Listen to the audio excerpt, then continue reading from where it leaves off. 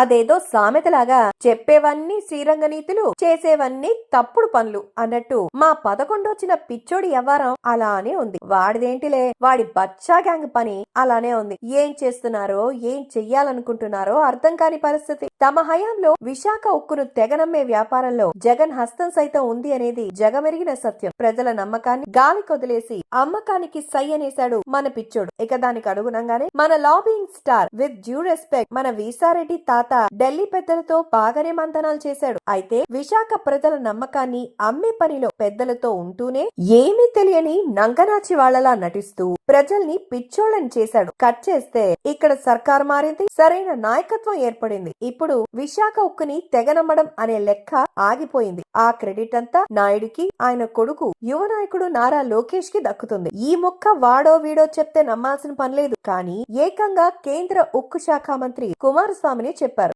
అయితే దీనిపై పేటీఎం కుక్కలు మాత్రం తెగ్గ హడావిడి చేసేస్తున్నాయి. ముందేమో విశాఖ ఉక్కుని కాపాడింది జగన్ అని ప్రచారం చేశారు. సీన్ చూస్తే ఇదంతా నాయుడు మరియు లోకేష్ చేసిందని కేంద్రం తెగేసి చెప్పింది. ఇప్పుడు ప్లేటు మార్చి విశాఖ ఉక్కు పరిశ్రమ ప్రైవేటీకరణ ఆగలేదని, అదంతా తప్పుడు ప్రచారం అని విష ప్రచారం మొదలు పెట్టేశారు. క్రెడిట్ అయితేనేమో వాళ్ళ ఖాతాలోకి, నిజం తెలిస్తే మాత్రం పక్కనోడిపై బురద చల్లేయడమే. ఎంతైనా చిల్లరకు అలవాటు పడ్డ బతుకులు కదా, ఇంతకన్నా దిగజారు అనుకున్న ప్రతిసారి దే ప్రూవ్డ్ us wrong.